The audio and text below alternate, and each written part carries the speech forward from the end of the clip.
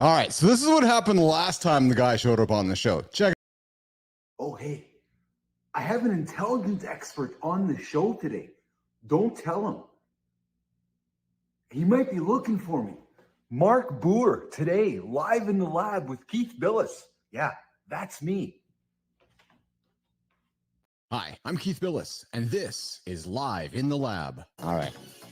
A little bit of weirdness in front of the camera there for anybody who's watching. So I'm like, hey, where's the button? Where's the button? I can't get it going. How did you go viral on TikTok? You were on America's Got Talent. How much did you get paid to be on AGT? Oh, you didn't get paid. Keith and Steve here in Live in the Lab. You're a great interviewer. I love it. 48 miles, 48 hours. Not just once. You ain't seen nothing. All right, so that wasn't working very well. Let's try this here a little differently here. Hi, I'm Keith Bilous, and this is Live in the Lab. All right. A little bit of weirdness in front of the camera there for anybody who's watching. So I'm like, hey, where's the button? Where's the button? I can't get it going. How did you go viral on TikTok? You were on America's Got Talent. How much did you get paid to be on AGT? Oh, you didn't get paid. Keith and Steve here in Live in the Lab. You're a great interviewer. I love it. 48 miles, 48 hours. And not just once. You ain't seen nothing yet. I hit 50 last time, and I'm like, yeah, things are a little different than they were 10 years ago. So trust me, things are to keep. You have no time for the BS that much of society seems to put on the table. Why is that? What you're talking about is real right now. There's just no bullshit here, but it's just real. We brought you in with some Marley. I said, Joseph, let's talk music for a second. You said, Keith, oldies, 60s, 70s, and 80s. I've never talked to a sir before. Why are you a sir? In many ways, we're the same story. I came from nothing. You came from nothing. I think the old saying goes that if you want a trophy, you climb Everest. If you want respect, you climb K2. I've built an AI myself, and it's pretty fascinating when you can have a conversation with yourself with your own knowledge. Have you done that before? Why are we rushing to make these tools if all they're going to do is hurt humanity? Does the world need an Oppenheimer moment with AI? What a fun show. Hey, you get no music, but you get a new camera angle. Yeah, true story. Hey, what's going on? Keith Bilous here on a Monday, live in the lab with my friend Mark Booher joining me. I'm not doing a long monologue today. Nope, not going to do it. Why? Because I'm going to test out my new angles. Check this out. I got this angle here, and I got this angle right here. And I want to introduce this guy for round two. Mark Booher, the infantryman, the lawyer, the soldier. He returns to the lab today. What's shaking, Mark? Hey, man. How's it going? Good to be here. I'm excited to have you back. So for those that don't know who Mark Booher is, I got some notes.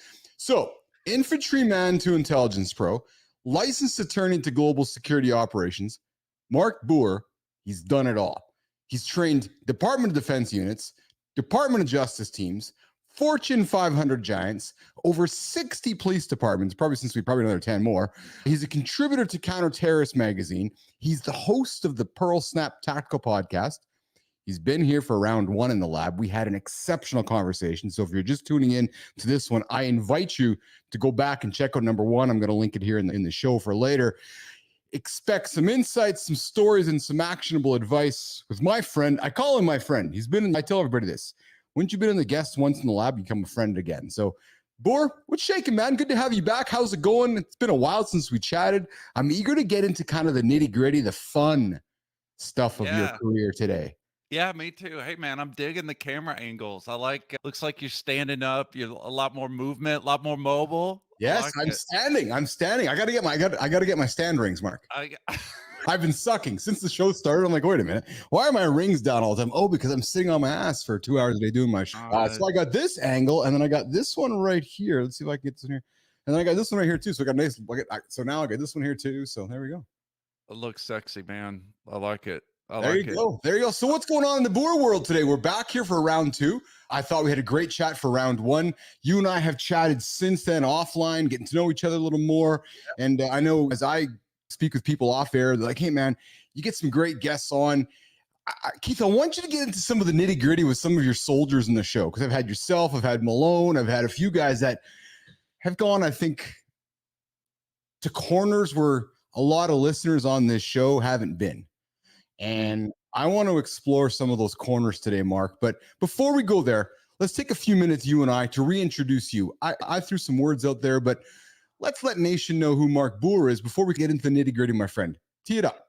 Yeah, man, I think you covered it pretty well. I'm just a dude from the South, man. I grew up in South Arkansas and out in a very rural area. and just in a small, I can't even say small town America. There was no town. There's no town. Really, if I tell people now where I'm from, I have to reference the school system because it was a K through 12 campus. I think my sister, her graduating class had 18 people in it. It was very small. There's schools like that scattered around the country, in rural areas, but that's just where I came from, and I loved it. I absolutely loved it. I wouldn't trade that childhood for anything. I feel sorry for kids that don't get to grow up like that. I couldn't imagine doing anything different, but that's what's real for me. That's what I was used to, what I'm comfortable with. And when I think of just like the golden age and the perfect life and everything, I had a great childhood doing that. Great parents. And then yeah, man, just rolled off. But at the same time, man, I had a wondrous spirit. And when I graduated high school, I couldn't wait to get out, and I went out, signed up, and the journey began. And so now we're here. So, Mark, when we chatted last time and I asked you who you identified with, you said I identify as being a soldier. And Yeah. that really struck me. And to this day, I put you in a different category for that. And that's maybe just me as a human being, because to me, that says a lot about you. And when I hear about how you were raised, I think that even sets the stage even more. You were raised, and I'm going to make some assumptions, very analog, very outside, go and play in the woods, go and get your hands dirty, go and drive the car when you're 10, don't hurt yourself. So it's many of those ideals that have gotten lost. I know you have children, I have children. It's many of those ideals that have gotten lost today, haven't they, Mark? Yeah, I think so. So I ask you that because I wonder this. I get curious, Mark. What kind of kids are being raised today saying to themselves, I want to, or I'm going to be a soldier? And before you answer that, because being a soldier, I wonder, in 2024, 2030, 2040 is very different than how you and I were raised. Being a soldier back then had a lot to do with warfare, traditional infantry, where I'm curious and I'm wondering, as we both know, the world may be in a state of war right now, but we don't see it because it's not fought. It's obviously being fought with guns and tanks over in Ukraine, but China and America aren't fighting war with guns and tanks right now. They're fighting war with technology. So I guess the question I'm asking you is, you were raised in that era of being a soldier with, I'm going to go and play with my guns. Now there's kids being raised behind the keyboard thinking they're going to be a soldier. Do you follow me, Mark? Yeah, I do. We're having problems now, and of course, the disclaimer is nothing that I say is, I'm not a representative of the DoD or the United States government, or anything like that. My views and opinions don't reflect necessarily the views of the Department of Defense, but I think we're in a crisis right now in the sense of some of the military branches are having problems meeting their recruitment goals. We've got a number of issues. Some do not want to serve, and then there are some who want to but can't because they're just not physically able to. We know statistically, I didn't have the figures. Yeah, I don't ever know where the conversation is going to go, Keith. That's why I love coming on the show and talking with you. But I was listening to a podcast that was just talking about stats of the 20-year-old something now versus a couple generations ago, and it does seem like the IQ is lower. We're not as smart as our ancestors. We are not as strong as our ancestors. We're not as fit, and we're not really, uh, I don't think, and there are exceptions, but I don't think that the younger generation is driven by a sense of vision and commitment to the country. Because you have to ask yourself, look at the shenanigans that are going on in the news without getting too political. Just look at the absolute joke that our leaders are running. It's just like a theater, right? And so It is 100%. when you think about signing up on the dotted line, I'm a soldier. I'm going to be a soldier as long as I can. I wouldn't change a thing for a kid coming back, for coming down when they're ready to sign their name on the dotted line to say, yeah, send me wherever you want to whatever cause or conflict anywhere around the country.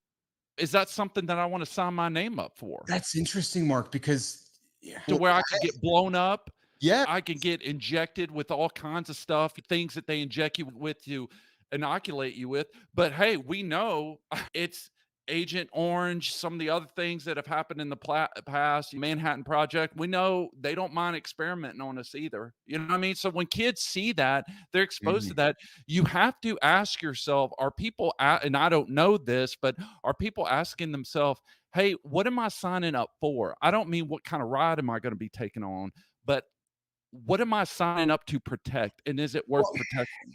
that's an interesting question, especially if you're growing up not really believing in either one of them. And we both know that politics, and I speak with my 17-year-old and my 14-year-old about politics, and they look at me like, huh? What? Like they don't really care. To your point, if you're growing up as a 17, 18, 19-year-old, you're looking to the left and you're going, I think that guy's a Yahoo. And you're looking to the right Yeah. and you're going, I think that guy's a Yahoo.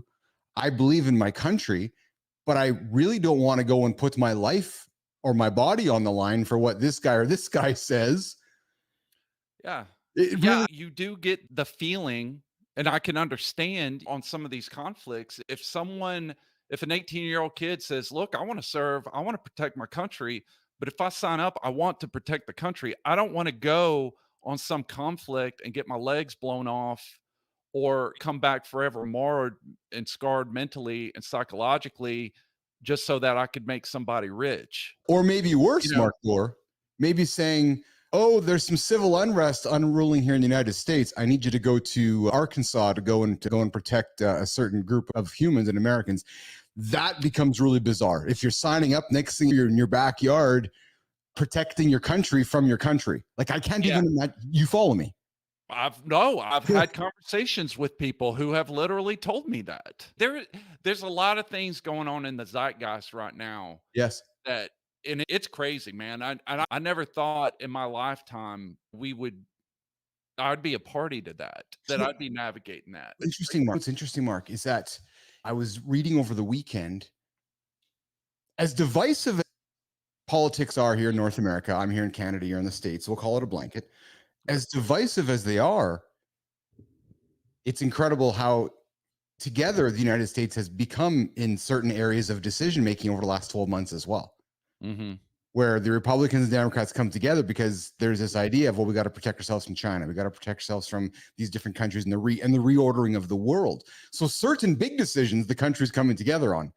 My Mhm. point being, is there going to be a generation of young men and women who are maybe 10, 11, 12 right now, 13, 14, maybe even 8, 9, 10, growing up with raw America, raw Canada, and some of that patriotism, Mark, that you grew up with, maybe that I grew up with. And because let's be honest, maybe there are some that consider we're sitting back into some Cold War theatrics.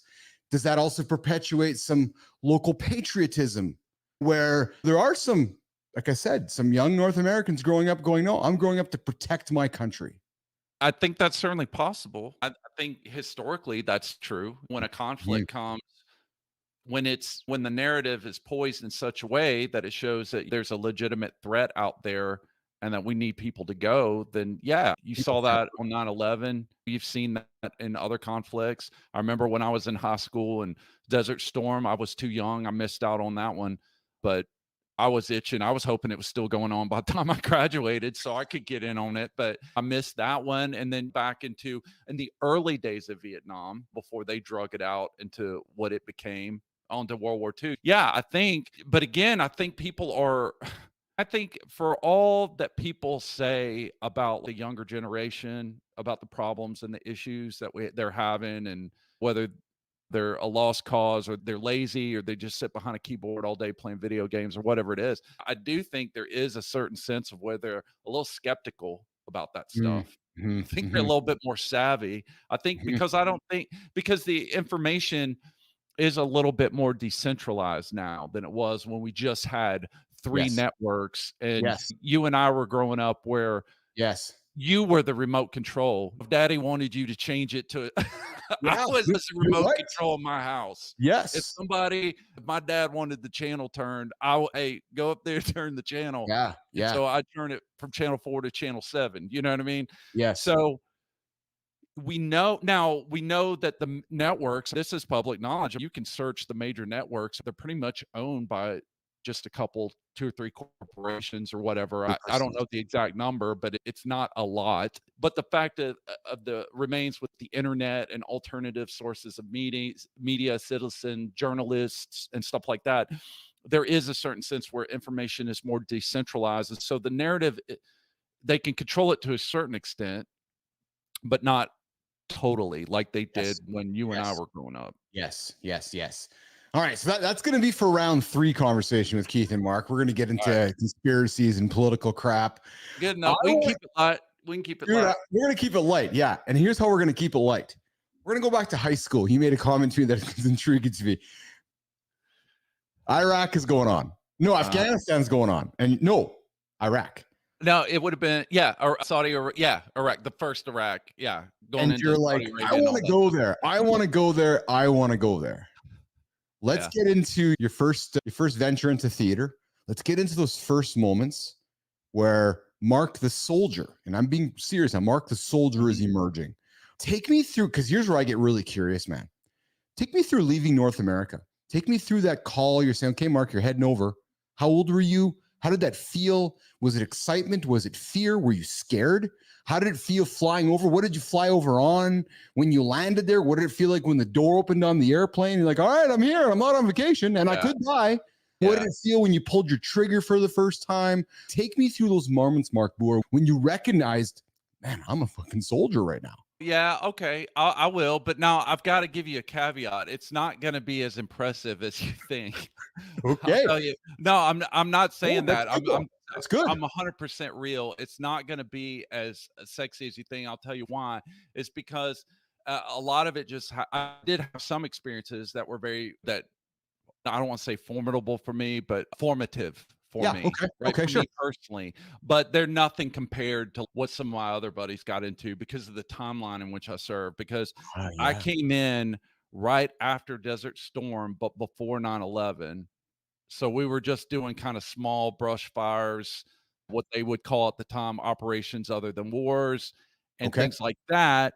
And then I ended up getting injured. I think I talked about Yeah, this in the you did. last, and I had like 20 plus year break of service. So I Yes. didn't go back in until I was like in my 40s. And so by then I had missed, not for want of trying, but I missed Afghanistan and Iraq. So I have been able to go around the world and do things, but it wasn't like I didn't get to do Afghanistan and Iraq and everything. So my buddies, people that work with me in my business, some of those, if those are the guys that really have some high octane stories, but I'll give you what I got, man. I mean, Please do. you Well, know, because I'll tell you what I love about my veterans who come on the show and I meet with. Y'all so humble. Y'all don't want to diminish the accomplishments of your colleagues. And because to people listening, just the fact that like, I didn't go to war, I went to operations other than war. Yeah, but you still were in situations where people listening right now, and I love it because you guys all take it for granted. Yeah, but I did this, but that guy did something more dangerous than I did. it really is, man. I've got a buddy that was in the 101st and went into Iraq, and then he did contracting for about 10 years, and he went from like just doing static security to doing like the mobile teams, and that's a big deal, especially because most of the mobile teams, they're like made up of like former Navy SEALs, Delta guys, Ranger dudes. So like he wasn't in that. And so it took him a long time to work into that. It's a big deal. And he's done some super cool stuff. But then he'll get around another guy and he's the same thing. He'll be like, oh, I didn't do anything. I love it though. You guys, I had Joseph Malone on my show. I told you, and you guys are all like, "Yeah, what I did was pretty cool, but he did something worse than I did." Okay, you guys. I don't know, man. I don't know if it's the culture in the military, but I think there are some people that have big heads and big egos and stuff. There definitely is that, but I think the majority, at least the people that I have met and I've worked with, there's just not a lot of room for that because, dude, there's always somebody stronger than you. There's always someone faster than you. No matter how good a shape you think you're in, there's somebody that's on some course that's just going to crush you. And you have that happen enough times, it's hard to walk around thinking you're all that. It really is. I don't know, man. That's just my take on it. I love it though. So humble Mark aside, Your first time you go over to other, what did you call it? An operation other than war. Yeah, that's what we call them. So I Yeah. was a veteran of Operation Joint Endeavor. So that was the Bosnian conflict. So that Mhm. was back in the 90s. That was the first time, I'm pretty sure that's the first time that NATO had ever fielded a ground force in their Yes. history. So they had done air operations and airstrikes and stuff like that, no fly zones or whatnot, but they'd never fielded a ground force, an operational ground force. So I got to do that. That was some pretty cowboy stuff because I was in an American task force, probably about a platoon size, so about a 30 dudes or less. That was a task force made of all branches of the service. So we had Army, Navy, Air Force, Marine, all of us together, and we were attached to a British unit inside the French sector. Okay. So Okay. that was pretty cool It's because you cool. get a lot of freedom, right? It's being what we call being away from the flagpole, from the head shed. That's just some military parlance. If you The flagpole kind of represents your headquarters where mommy and daddy are gonna lay all these rules, Oh, the supervision, but you get outside away from the flagpole, there's nothing, who's gonna say anything as long as you're not, yeah, you know what I mean? So that's you have a little bit interesting. more freedom as far as what you can do. And so that was pretty cool. And for a 20-year-old, that's 20 or 21, first time away from home and everything. It's pretty cool. It's pretty exciting and Were everything. you But so even though it wasn't quote unquote major conflict, Mark, mhm. were you still nervous? Was mom and dad nervous when you got on that airplane to head on overseas? I wasn't nervous. I was excited. My parents were shitting their pants, but Of they course. were nervous. Yeah, we did have we had some firing incidents and some hostile stuff that goes on. Again, without really just getting into it, because I'd just be embarrassed talking about it compared to what my Yeah, other I buddies have get it. done I because it's get it. just Yeah. so insignificant. But yeah, we had some firing incidents, we went things like that. So it was definitely a hostile fire zone. I wouldn't call it a war zone. But if you want to just, you'd mentioned like, hey, when you first get in, you first get the gun in your hand, what's that like? I think I don't care whether you're in the military or not. Anytime you learn something that you're going to have to apply in the real world, I think there's always that nagging feeling or thought in the back of your head is, if the time comes, can I do this? You Well, know? it's interesting because that relates to where I want to get our conversation, and let's go there right now, which is what you do today. And you teach Mhm. people with guns, you teach them how to use guns Mhm. effectively, you work with tactical units. Mhm. Mark, is that a question that often a human being asks themselves, or that you ask of a human being, which is okay, Keith, I'll train you all you can with this gun, but you need to be able to use it in the time that you need to use it. Yeah, Is, is that a failure from, is that a failure for most human beings or some human beings, Mark? I think the majority of people ask themselves that question, and the reason why, it's not something that will readily talk about, unless they're just brutally honest. A lot of people don't want to have that conversation, but they do, because you can see it in the way that marketers Yes. attack you. You know what I mean? Like marketing, I don't care what the product is. It's a product that's designed, they want to appeal to Yes. to build enhancing your confidence and your security for whatever you need, that you think you need that product. So I know marketers do a lot of research on mental and human psychology. So they know that's nagging thoughts. Anytime someone, if you're taking martial arts for self-defense, and you've never been in a fight before, you've never been punched before, you've never felt the force of the impact of your knuckles onto somebody's jawbone before, when you've gone all when you've thrown all you can behind it. If you've never felt that before or been punched in the face, you're going to wonder, can I make this work? Or you should. I think you Yeah. should have that No question kidding. with yourself, and that's something that you need to settle yourself.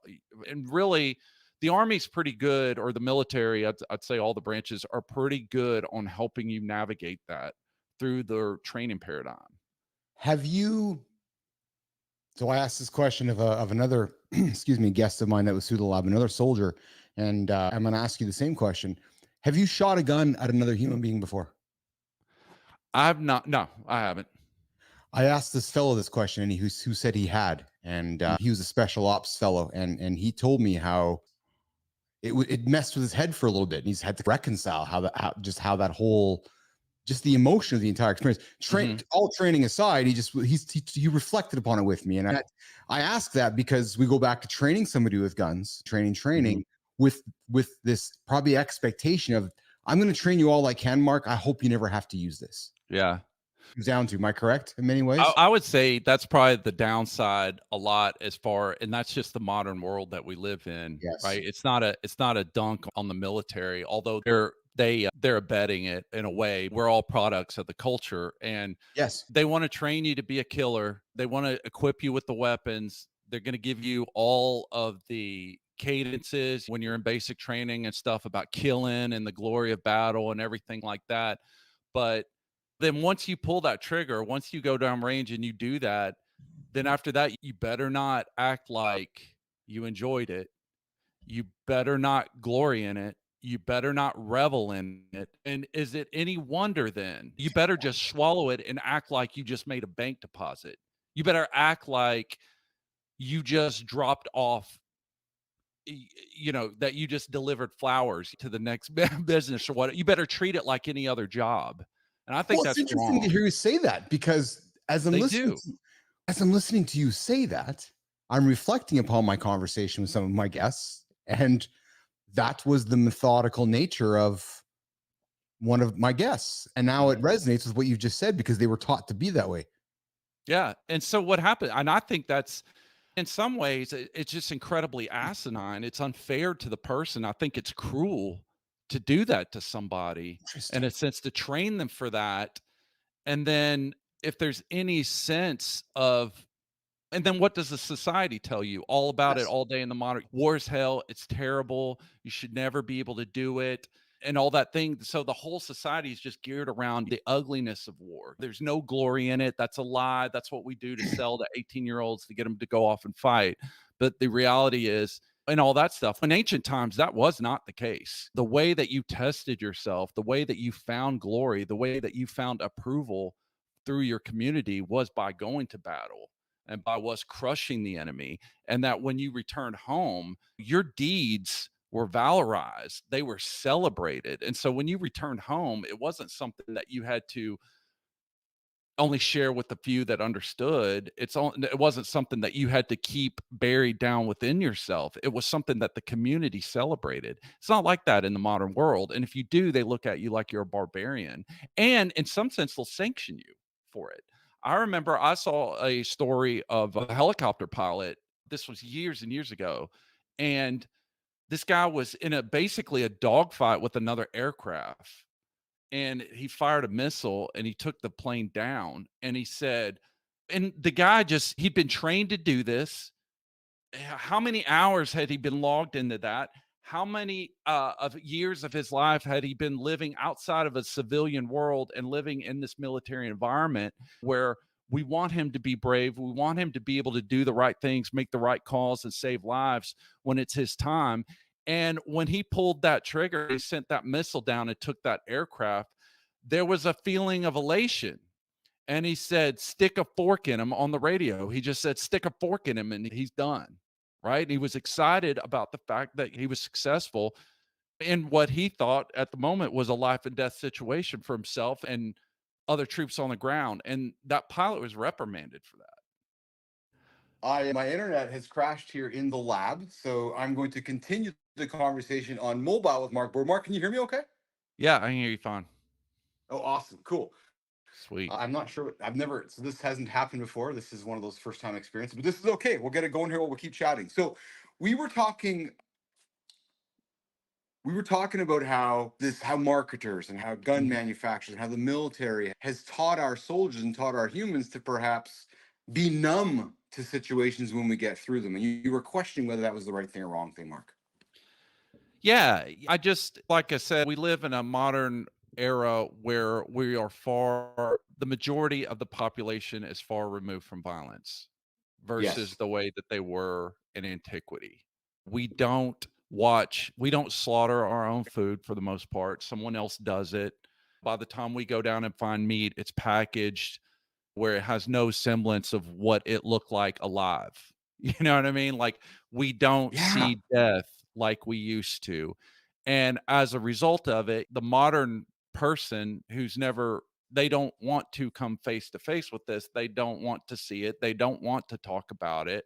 Then they don't appreciate the military. It's more like, hey, go do what you have to do. But then when you come back, don't talk about it. Don't glory in it. We're not going to give you glory. We're not going to give you, we'll say thank you for your service and everything. You see what I mean? And I don't know I if it do. got cut I off do. before, but I said in the past, in antiquity, the way you achieve glory, renown was to test yourself on the field of battle.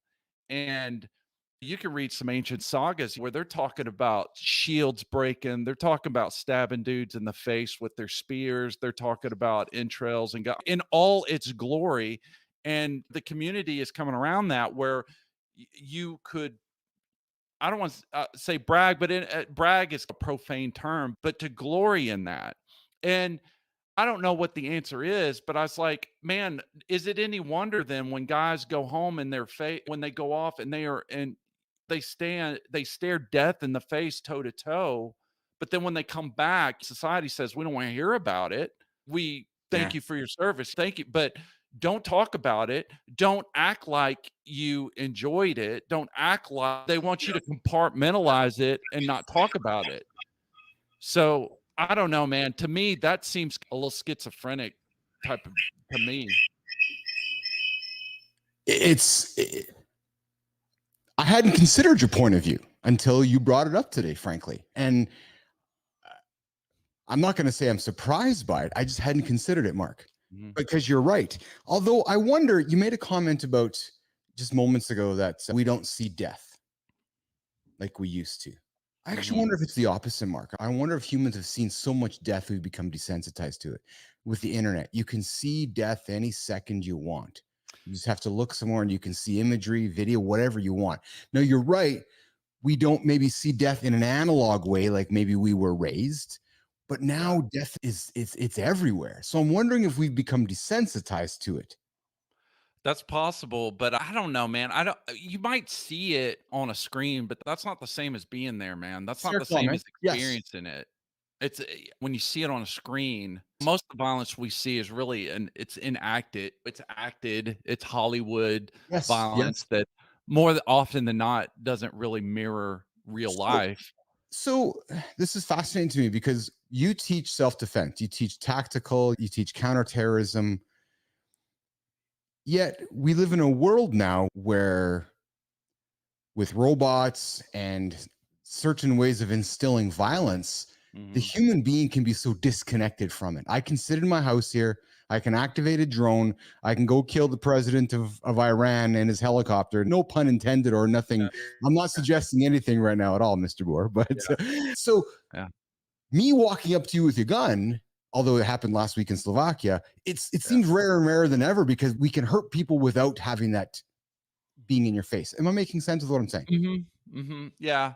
I would still see it at this point in time, a lot of that is relegated to, nation states or paramilitary Yes. organizations that are funded by nation states or players. Like, we have yet to have wide scale, like, gang members attacking each other with drones in LA or that thing Yes. yet, Yes. or Yes. someone Still guns. someone using a drone to snatch a purse, which I'm sure someday we might be able to do that. We haven't had that pushed down to the individual yet. Hey, are you? Here's a question I ask myself sometimes, Mark, and I've never sat down with a military friend to ask this question. Are you surprised that more shit doesn't happen in North America? That's more than just like a. And I'm not trying to dismiss gun violence and knife Yeah, violence, but yeah. are you surprised that a dirty bomb or certain things just haven't happened in North America? Is that a testament to our the security of our nation, or is that just a testament to it's just hard to get that shit? Yeah, man, I'd like to think maybe it's a little bit of all the above. Mhm, As far as all right, let's take the terrorism thing out of it. We talked a little bit about that last time, mhm. but I'll address it. But let's just take just domestic style, Yes. robbing banks, Yes. robbing houses and stuff like that. Most of America is still pretty safe to be here. And the reason why I travel this country, man, and the people are pretty decent. Mhm, Americans are decent people for the most mhm. part, and they really just wanna be left alone. They wanna work, they wanna spend time with their friends and family, and that's really all it is to it. But we watch the news, and like we said before, the news is a for-profit entity. They're not a nonprofit entity. They have to make money, and like the cliche is, "If it bleeds, it leads," type thing, that tired phrase, like, that's what sells, that's what gets views, that's what gets clicks and everything like that, so that's what they're gonna put in front of us. So, if you watch the news, all the cities are burning, there's death around every corner, and there certainly are places like that in the country where that's more real than not, but for flyover America, like where I Mhm, live and mhm. most places I go to, man, it's not without its crime, but it's relatively safe. Hey, Mark, is the news your best customer? And what I'm the best marketing for you? So when you wake up every single day with Pearl Snap and Veritas Defense and you helping other companies, is the news your biggest lead mechanism? Because when somebody puts out a crazy story, somebody calls Mark and says, "Hey, Mark, can you help me with this because I'm scared?" And you're like, "Nah, nothing to be scared about, but I'll still help you." Is that? Do you know what I'm trying to say? Is that real for Well, you?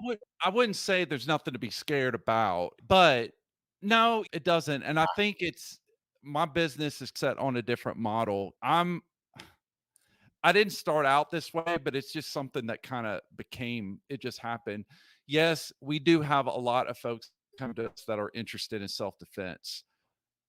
I'd say everybody that comes, Yeah, they're on some level, they're interested in self-defense, sure. but the majority of the people that are there is they're seeking a path. They're on a path. They're on a warrior's path.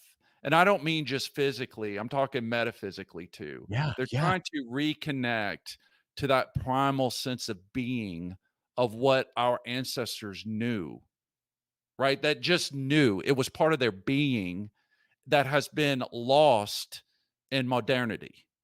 And we as men and we as societies are suffering because of it. And I think that's what breaks the news cycle hits. It comes and it's something that we talk about. And we'll take some news stories and we'll talk about them in class, and we might do some drills and reference something just to keep it relevant and interesting. But ultimately, the people that come to us are really they're moving beyond that, right? They're on a path. And Oh, fascinating. It's there's fascinating a to me. lot, yeah, and look, man, it's not for everybody, and like I said, I didn't start out that way. I certainly don't market it that way, but I guess Mhm. it's just because every podcast I go on, it's so weird. It's this is what I end up if I haven't talked about Beowulf, the Spartans, or somebody by the time we're done, it's an anomaly. I don't know. It's just these messages keep coming up, and I find sometimes I write about it in my newsletter, and before I hit send, I'm like, man, are people really into this? Is this really what they're looking for? I run a firearms training company. Like this is it's related, but it's different. But man, when I hit send, those are like the highest engagement letters I send out because quite frankly, there's a lot of dudes out teaching guns. There's a lot of really good dudes out there teaching guns, but there's not a lot of people that are addressing that the inner being of what it means to be a warrior's path. And I'm not talking warrior we don't you can't compare like a soldier, the modern day soldier to the warrior of antiquity. They're not the same. They're not. The way the hierarchy, the structure, what they fought for and stuff like that. It's just different. But people want to reconnect to that. So the weapons are the medium that we use. It's the platform that we use. We could use a different platform if we wanted to, but that's the one we use. To me, Mark. So I didn't know this. I know we talked a couple times here. We've talked a couple times off air. I did not know this. And I'm fascinated by this because what it tells me is it's you. There's something in the way you're delivering your message. So now I'm talking business and marketing with you. Now I'm taking Yeah. we're taking the soldier hat off. We're talking business and marketing now. Yeah. You are resonating with your audience by the words you're using, by the message you're giving, that there's something deeper happening here. And even when I'm Yeah. talking to you, Mark, even when I'm speaking with you and listening to you speak, there's more going on here than just this, which probably leads into why you became a lawyer. And you're like, Keith, I wasn't a very good lawyer. You told me on the last show, but there's a curiosity there's a curiosity going on in your head. And there's a way that you deliver that curiosity to people listening to you that makes them want more, which then says to me as a marketer and as a business person, Mark Booher, you got to lean into that.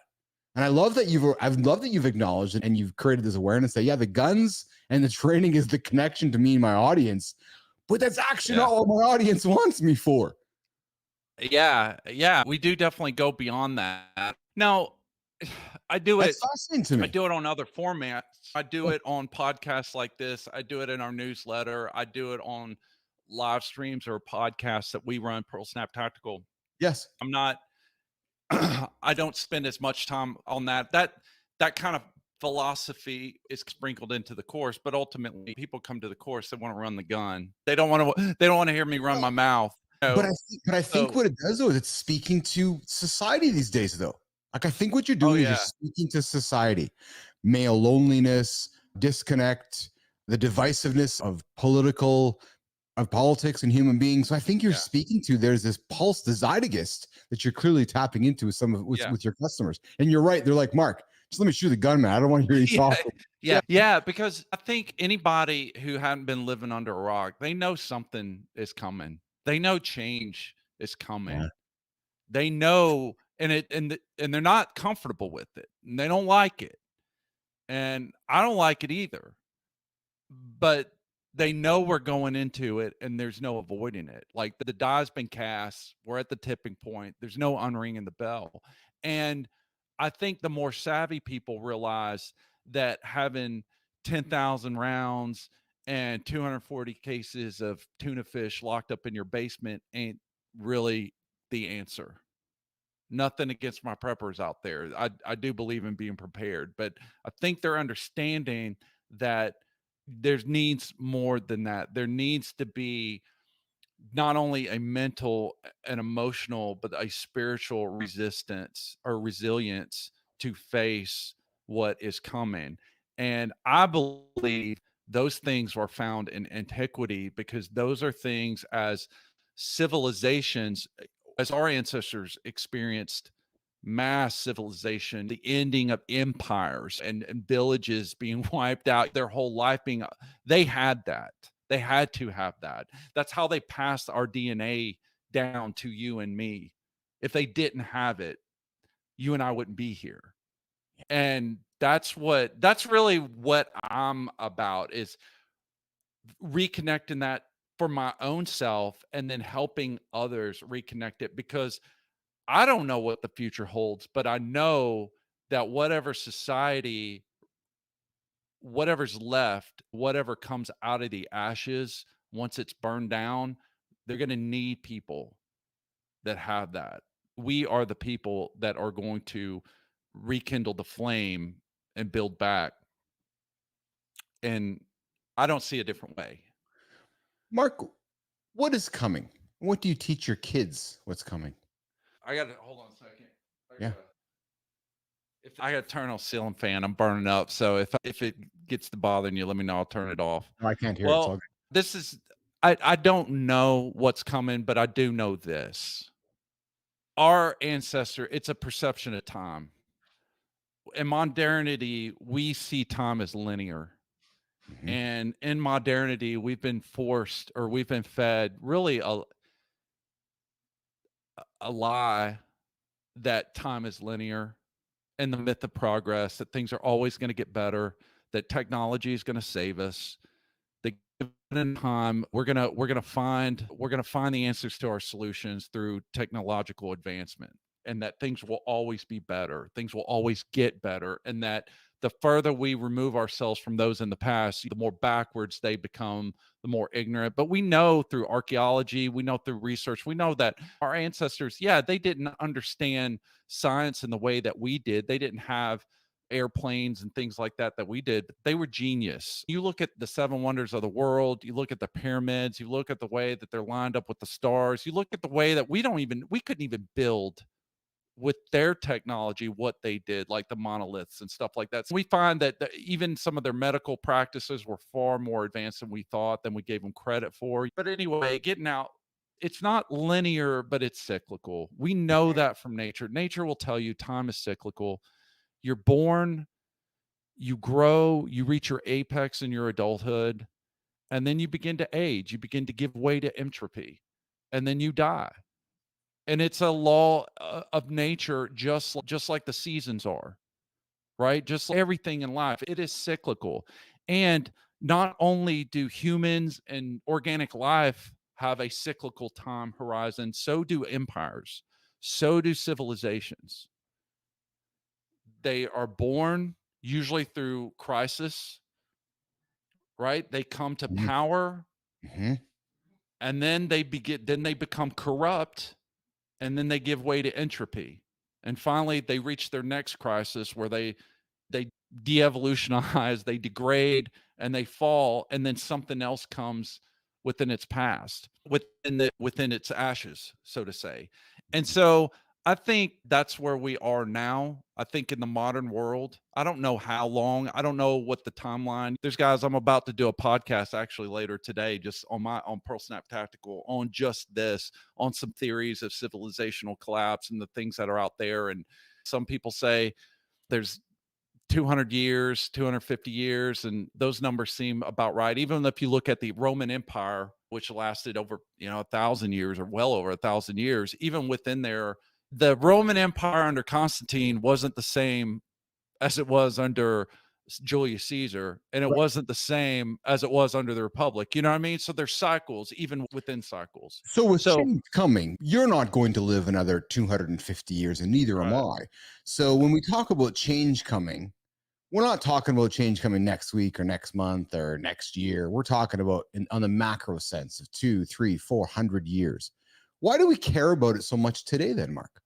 I think there's several cycles that are going Mhm. on, but I think in our time, I think as far as America and everything, I think we reached our apex in the 40s after World War II, and I Ah, think by then we began to decline, and I mhm. think we're in our elder age, so to say. So You're talking about whether America as a I civilization. think as an empire, so Yeah, there yeah. will always be a landmass where America was. There will be, but what is it going to look like? The same America? Probably not. And I think within my lifetime, I think it's going to be drastically different. I can already see it's drastically different than the America I grew up with. I can't disagree with you there, Mark Boer. I can't disagree with you at Yeah. all, frankly. It's very different. And the Mhm. world is repositioning right now, isn't it? And it's only going to Yeah. continue to reposition. It's not the Yeah. same America. And it's interesting when you see its apex. Was the apex of the Americas in the 80s and the 90s, or was the apex just before the pandemic? Was that the peak? Because it seems like since then, the world has reshuffled considerably Mhm. since Yeah. the outbreak in Wuhan. Yeah. That's definitely a pivotal point. Some people would point to the financial crisis in Mhm, mhm. 2008 or whatever Yes. thing when things, when I don't know. I think it's just, I think it's like with the person. When does a person start getting old? I, I'm looking around. I'm not sure. yeah, I'm older than you, so I'm just trying to yeah, look to see you when know I'm what I going to. mean? Yeah, I do. Yes, I mean, yes. and how do you know? Is it just your chronological age? It's Because I just a mean, renaissance. You're in the middle of it, right? yeah, because I know it's not just chronological, but there's other factors. I know some people that are my age, I'm in much better shape than some people Yeah. younger than me. And then Yes. there's some people that are older than me that give me a run for my money. I think, how do you know? How do you quantify that? I don't know. I think there's several factors, but I think what you do is, instead of saying one thing, oh, that's the turning point or that's the watershed moment, I think you can look at it in a period. And Mhm. I think definitely, yeah, I can see things starting to turn culturally. You can say from the 60s starts, things start changing culturally, where now the respect for institutions, you begin to go away from not just respect for institution, but whereas you begin to see the seeds of hyper individualism. America's always been a very individualistic society, and we use that to our strength. That's how we conquered the frontiers and the things like that. But now I'm talking about hyper at the cost of community, at the cost of family, at the cost of the greater good, and those types of things. You start seeing that in the 60s, which then completely starts to unravel in the 90s and then the 2000s. And now we're headed to where, what is the individual? We can't even define. I can. You get Mhm. someone up on a Senate hearing committee and they can't even define to you what an individual is, what a person is. anymore. You want to talk about itemizing cutting an individual off of their society to where we can't even in common parlance now, without worrying about offending somebody, give definition to words and to meanings to things that we've just taken for granted for thousands of years. I think that's changing, Mark. I think we're seeing the world and corporations have moved so far to being so inclusive, so woke. I'll use that word, where you're seeing it happen across America now, which is enough's enough. We've Yeah. just gone too far because we can't even define what a human is. Yeah. Wait a minute. We missed the memo somewhere in our objectives. So let's just reset. Yeah. I love that you said society is not linear and it's cyclical. When you said to me that men are coming to me for the antiquity of the past and the warrior attitude, and that men, and those themes are also emerging around the world again, Mark. Mm-hmm. Oh yeah, for sure. Those themes are starting to emerge again, which is, some would say, well, Keith, it's back to the 1940s again. I'm not trying to cast judgment on men and women in the workplace, and that's not where I'm going at all. But there seems to be some of these views again that are emerging, because you find those things. That's how that you're headed into a crisis. Interesting, right? Because the closer we get to the boiling point, right? Yes. Then people they're not going to have the tolerance, right? Right now, those folks with those views that want to play fast and loose with just like common terms of anatomy and that want to argue whether or not gravity's racist or some asinine field like that. Once you start running into where your existence is threatened, and usually that's how historically major crises are resolved, is through war, real war, total war, then there's no tolerance for that kind of nonsense. When you start saying math is racist or something like that, nobody has time for that, right? Because once you are faced with an existential threat, right? Now all of a sudden it's no, we do need men to be men. We do need men to be strong, right? We do need men to step up. There is something that is worth defending, that is worth protecting. We do need the family, which is the nucleus of a society that holds it together. The people that are sane, it's like they wake up from their sleep and they put down their distractions and the things that have lulled them to sleep, and they wake up and they're like, wait, hold on, what just happened? You know what I mean? And then you start having some sense, because if you don't, then you are, like I said, that's the end. Then you have the Vandals sacking Rome. You know what I mean? It's, hey, the Italian peninsula is still there, but the Roman Empire is not. And so then people come out. So what I'm saying is, I don't know what the answer and what is. Maybe America rises out of that crisis, or they don't, or we don't. I don't know. No one knows. We don't have a crystal ball, but we know that we're headed that way. But it's the people that have that drive, that want to connect to the spirit of the ancestors to drive forward, that are going to come out the other side and rebuild whatever's left and build that new society. It'll be a new America, or maybe called something else. I don't know, but it'll be different. As I've gotten to know you, Mark Booher, episode 1, episode 2, and a few off the side chats, when I originally met you, I thought of you more as a hawk. But the more that I speak with you, I'm going to suggest you're a dove. You're a man of words. You're a man who I believe probably leads with diplomacy. You're a man who believes with a point of view. You want to have a conversation. You want to hear somebody else's point of view. And if all else fails, yeah, you'll pull the gun out. But you really are a dove. You're a diplomat, Mark Booher. Am I wrong? The way you phrase it, you're a great communicator. I don't know if you know that, but you're a great communicator. Well, thank you. I thought you were going to say, when you first met me, you just thought I was some redneck. No, but right around in a pickup truck.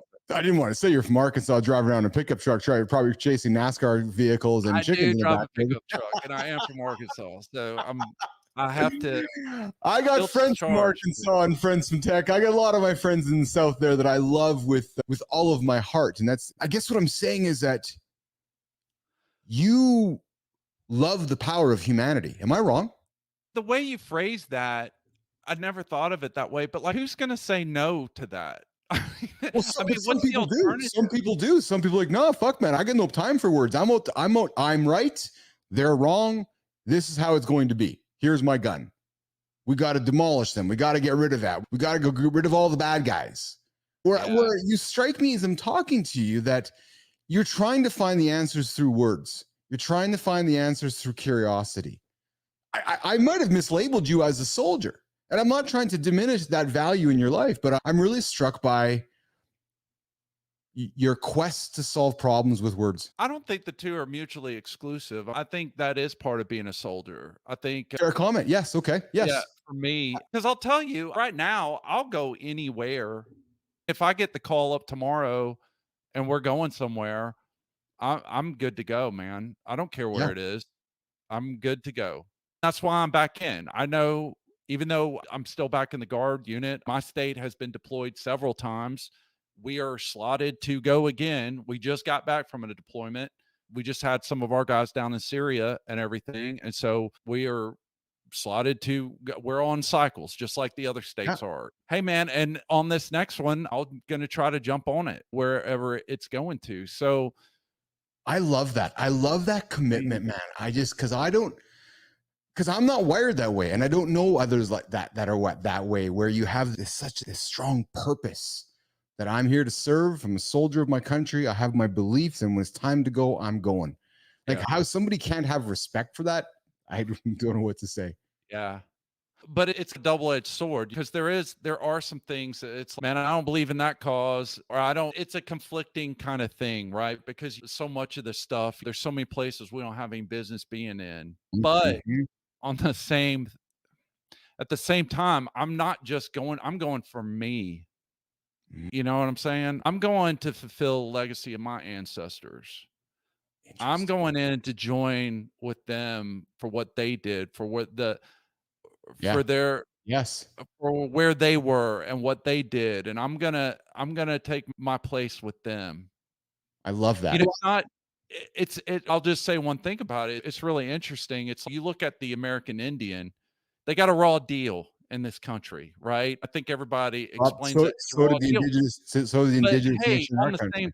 on the same time, man, let's be honest, historically, I've done the research and I'll say, yeah, they got a raw deal, but they were giving each other a raw deal too before the Europeans got here too. That's antiquity. That's the primal world. It's not it is village against village. It is your society fighting for resources against the other. And the other village down the river, that is the other. They're your Yeah, without getting into all that. But what I'm saying is in the modern era, right? The American India was given a raw deal.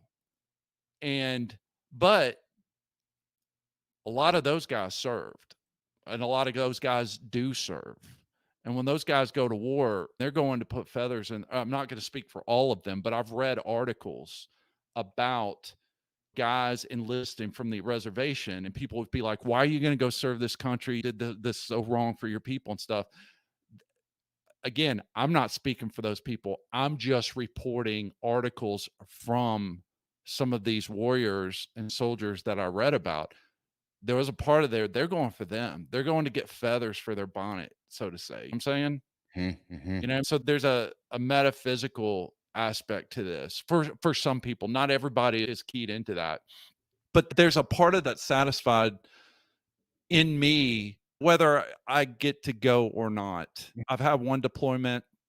I had some exciting things happen. It wasn't as much as I wanted, so I'm sticking around and I'm gonna try to catch the next one. But yeah, and again, I'm not speaking for other people, and I'm Oh, not I speaking understand. saying everybody thinks the way I do, and Yeah. there could be somebody get up here and saying this dude's crazy, this don't make any sense.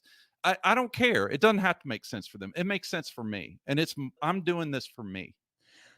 Mark, last question before I let you go. And again, had another incredible conversation with you. Maybe you'll be my first 3-time guest, actually. Hey, man. Maybe. Oh, don't tease me like that. Hey, how do you feel as an American, as a proud American? Hmm. How do you feel about November 24? Does it make you nervous? Yeah, yeah, Yeah. yeah. I Like, think everybody's think everybody's wondering what's going to go down, but ultimately, I would say this: I'm gonna do my duty as a citizen. I'm gonna vote Yeah. wherever I vote. I'm gonna exercise that right to vote. Yeah. I'm not one of those people that's I don't make a difference. But at the same time, it's not gonna matter in my mind who gets elected.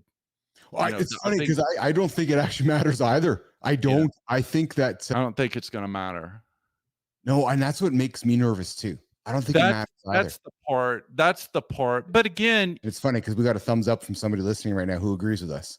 I don't yeah, think it matters. Nothing's gonna. I think what makes me nervous around November is how like do we revisit January 6th again? Does it rear its ugly head in November in a certain different way?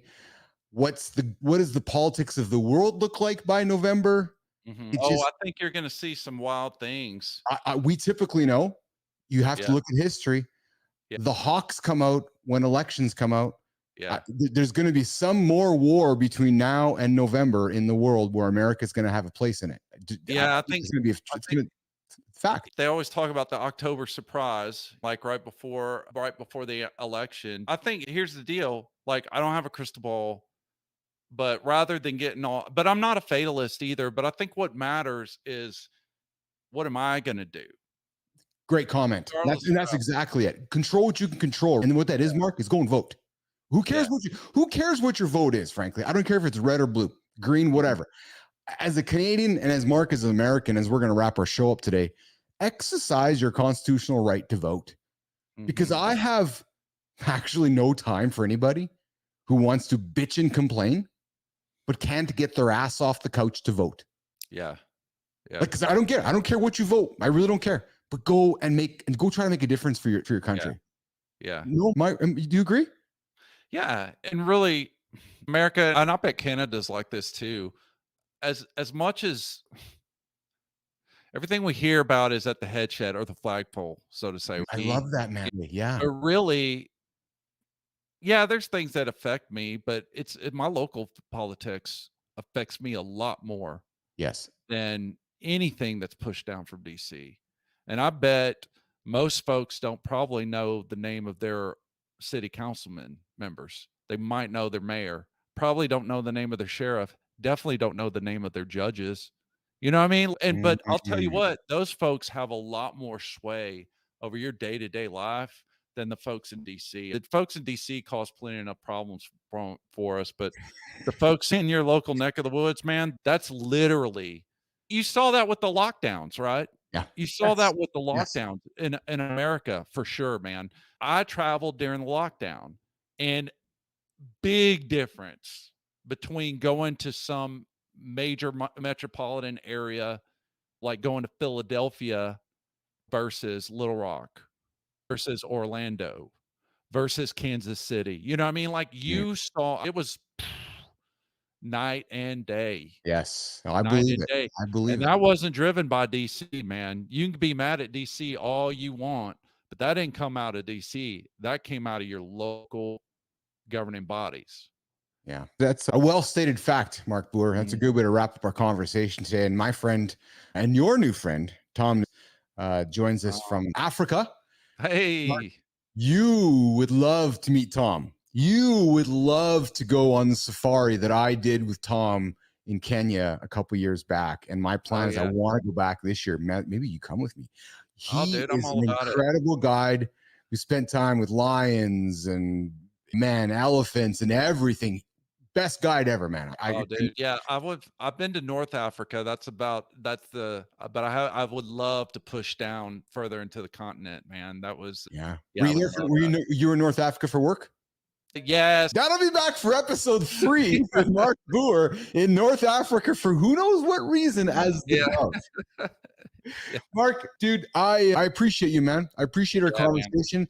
I appreciate where we can take things. And I know we can probably sit here for a couple of more hours, but I'm going to respectfully stop. And I'm going to mark you on the calendar for us to come back for number 3 because people enjoy what we're having to say. I like your point of view. I'm going to be honest with you. I think I'm surprising you and you're surprising yourself with some of the things that maybe we're talking about. Yeah. Yeah, my wife accused me. I'm like a person. I think out loud. So something But that's it's how great, I though. It's talk great, but about it also connects for me where you became a lawyer in your life. Mm. I'm being really serious right now because you're a soldier, but you're also a lawyer. And I was fascinated by that. Soldier, lawyer, because to be a lawyer, it's words, it's theater, it's art, Yeah. it's articulating thoughts. It's very Right. different than sitting around in a trench with a gun, right? Mhm. So it's just a different whole mindset. So Mark Booher, thanks for hanging out with me again. Thanks, man. I'm going to put you back in the green room for a quick second. You know how it works. I'm going to say goodbye to Nation and we'll come back and walk you out, okay? Sounds good, man. Hang tight. Thanks, Tom, for tuning in, pal. And there goes Mark. Where's Keith here? There we go. There he's right there. Hey, thanks for sticking around for the technical difficulties. Sometimes that happens. I hope you enjoyed the chat that I just had with Mark. Always a great conversation with Boer. I'm just getting used to my new controls here, so I don't think I'm going to play myself out with music. Instead, we're just going to quietly walk out the room, and then I'm going to go talk to Mark and walk him out, and I'll see you guys in the morning, tomorrow morning in the lab. Today, we had a wonderful conversation asking the question, is the internet dead? Interesting. Tomorrow, we'll have another conversation to throw out there, as well as a Throwback Tuesday. We're going to revisit a guest that was in the lab over the last number of months and see what they've been up to. Tomorrow, mornings in the lab with myself and a bunch of friends who pop by. And then, of course, tomorrow, live in the lab at noon, Anthony Bork. Mark Booher, the guy flew F-18 fighter jets for a long time. So I'm bringing him in. We're going to talk flying airplanes, and it's Soldier Week here in the lab. We'll see you guys tomorrow. Have a great one. Ciao.